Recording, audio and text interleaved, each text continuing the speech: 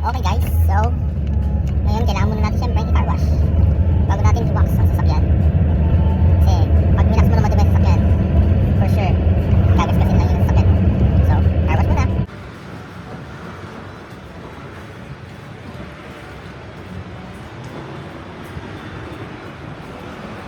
So yung black naging white na. So okay guys, tapos na mag-car wash at nakauwi na ako. Sensya na, medyo magulo ang garahe namin. Ang dami kasing project yung mga kapatid ko sa sasakyan nila. So dito, sige, di pa tapos. Pero ngayon, anyway, recommended ko para sa black car, Jet Black Spray Wax, Turtle Wax. Para naman sa tire, Turtle Wax, Tire Shine. Sa salamin, ayan, gamit ko, invisible glass. Let's see kung invisible talaga.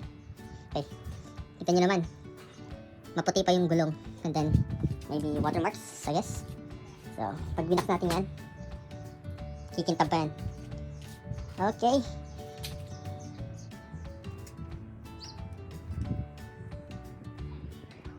Easy na ito i-apply.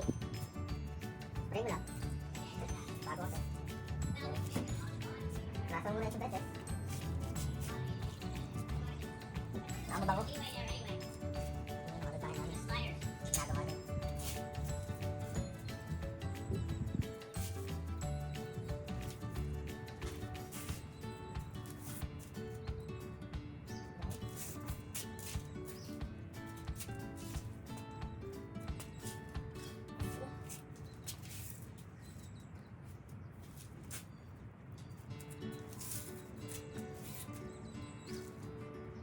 Smooth na siya, tapos mabango.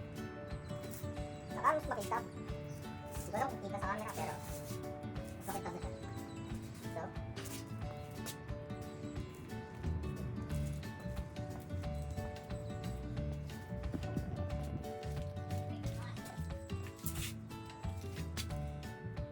kita nyo? Yung nasa sa hindi. Mas black na to. Ito, medyo white. May mga white spots pa. So,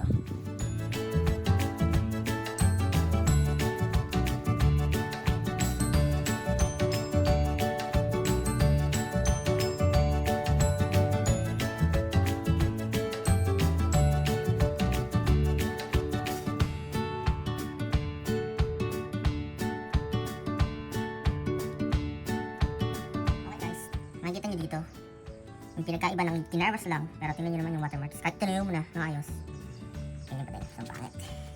Yan, puti-puti pa siya. Pero dito, ito yung winax ko na. See? Shit, pwede ka naman alamin. Sobrang kintab. The best talaga tong Turtle Wax Jet Black. So, let's continue to clean.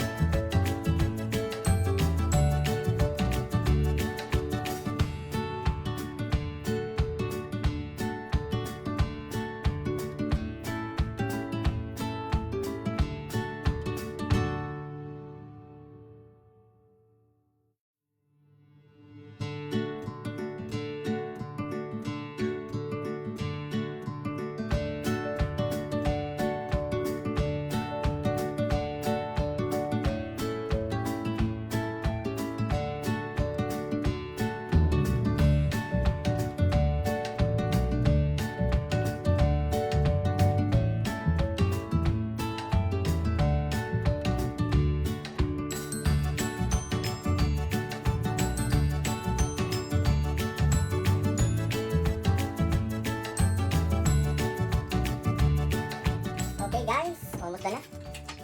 So, sagsay na lang.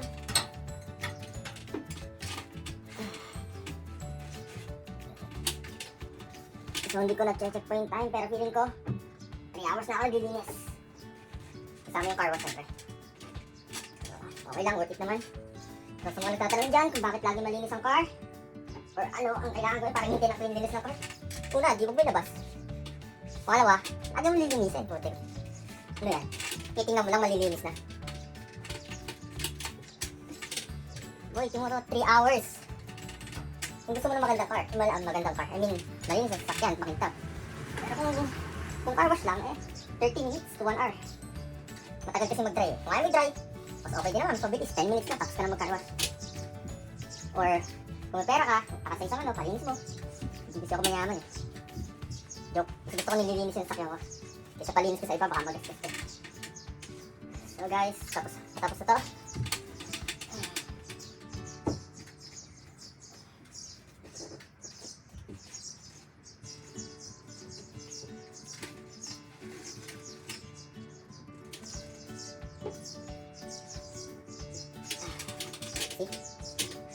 Pero ko lang, mahirap maglinis. Kung wala kang tiyaga, buli ka ng puting sasakyan. Yung pag nilinis mo isang beses, hindi agad dudumi. Pag itim, paglabas mo, likap agad. Pero dahil nilagyan ko ng wax, hindi mo mauulanan, feather duster lang. Tanggalan din ang tubog, pakitab ulit yan.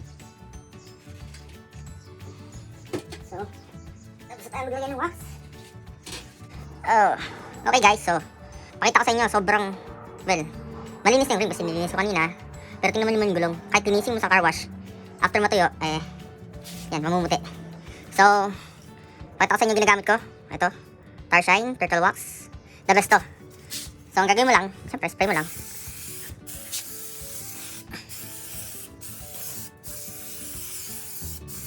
So, hayaan mo muna dyan. Yung iba, hindi na pinupunasan, pero ako, pupunasan ko muna. Pero, bayan ko muna dyan mag-stay ng mga ilang minuto. Habang nililinis ko yung aking windshield, sprayin muna natin to para mas kumapit.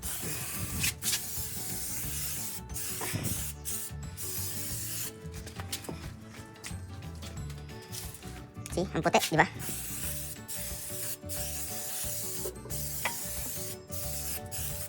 Highly recommended ko to, promise. Meron ito sa Canadian Tar, syempre. Pero hindi ko na sabihin kung saan ako bumibili ng Canadian Tar at baka maubusan nyo ako. Yan, so babad muna natin habang tatanggalin muna natin ang watermarks ng windshield gamit daw ang invisible glass. So tingnan natin kung magiging invisible nga to. So, see, final touch na to guys.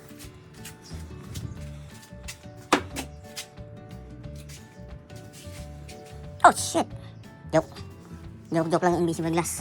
Pero syempre, tanggal ang watermarks ng windshield mo. Tsaka likabok.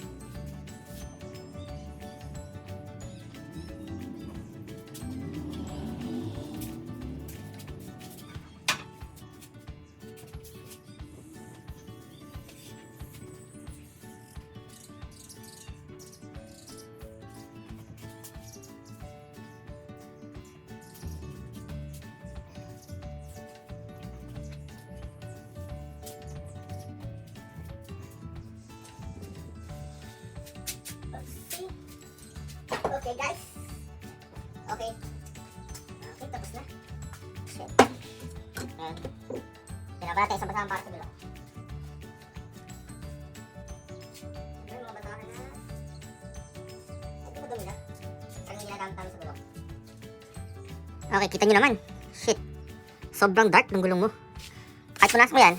See? Para lang magpantay.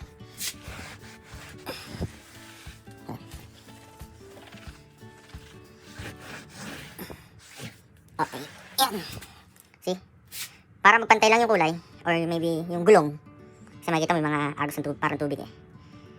Punasan mo. And then pwede mo rin siya ipunas sa ring. Para mas pampakintab din ito ng rim. Yung pinampunas mo doon, yun na yun. Hindi mo kailangan spray yung rim mo. Kita mo naman yung kintab, di ba? Kaya highly recommended ko talaga yung wax na yun. Ano, yung tar cleaner na yun. Ngayon alam nyo na sikreto sa paglilinis ng gulong.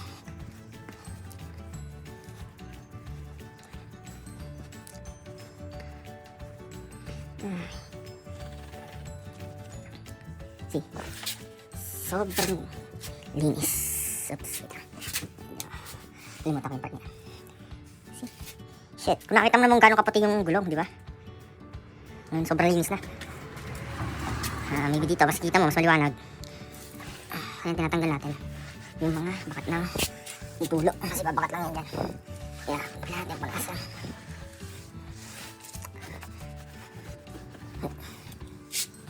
Linis mo ng mags mo.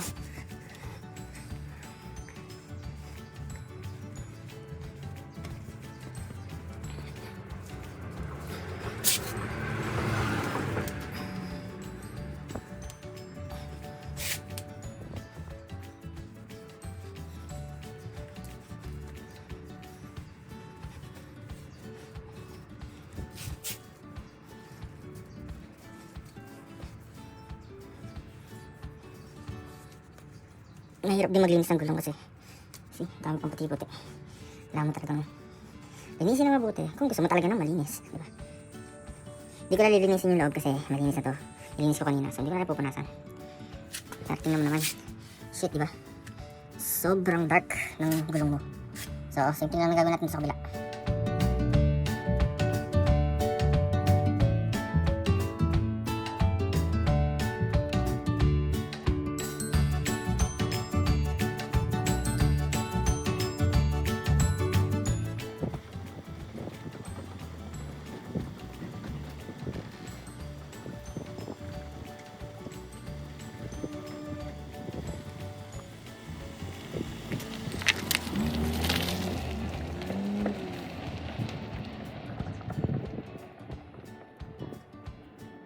Ito ang result.